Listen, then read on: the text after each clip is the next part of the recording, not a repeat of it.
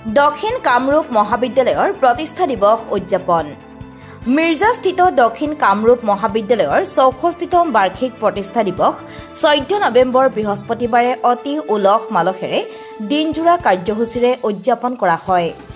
ৰাতিপুৱা পতাকা উত্তোলনেৰে কাৰ্যসূচীৰ শুভাৰম্ভ কৰে মহাবিদ্যালয়ৰ অধ্যক্ষ ডক্টৰ নৱজ্যোতি দাসে। পিছত ৰাষ্ট্ৰীয় সেৱা আঁচনি ফলক, আম্বেদকাৰৰ প্ৰতিমূৰ্তি, শ্বহীদ বেদীত বন্তি প্ৰজ্বলন কৰে ক্ৰমে মহাবিদ্যালয়ৰ মুখ্য কাৰ্যালয় সহায়ক যতীন্দ্ৰ মেধি, অধ্যাপক এডৱাৰ্ড ষ্টেডি এণ্ড চাংমা, ছাত্ৰ একতা সভাৰ সভাপতি নিখিল দাসে।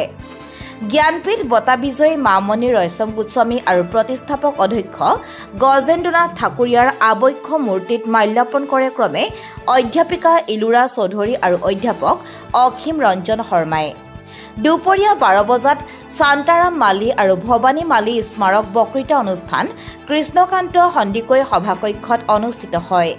বক্তৃতা প্ৰদান কৰে প্ৰাগজ্যোতিষ মহাবিদ্যালয়ৰ প্ৰাক্তন উপাধ্যক্ষ অতনু কুমাৰ চৌধুৰীয়ে।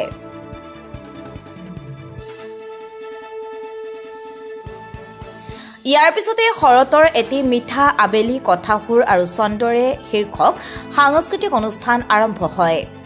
অনুষ্ঠানত গীত, নৃত্য, নাট, আবৃত্তি আদি পৰিৱেশন কৰে মহাবিদ্যালয়ৰ অধ্যাপক অধ্যাপিকা, অনা শিক্ষক কৰ্মচাৰী আৰু ছাত্ৰ ছাত্ৰীসকলে। সুন্দৰ অনুষ্ঠানটি পৰিচালনা কৰে অধ্যাপক জয়ন্ত কুমাৰ বৈশ্যই।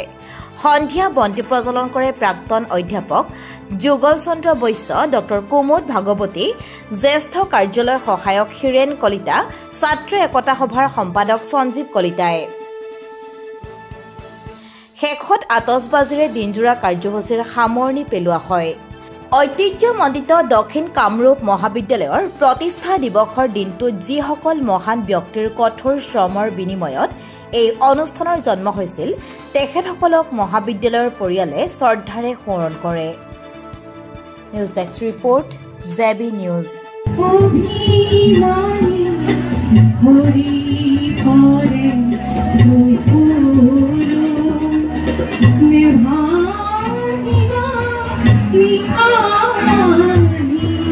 Madhuri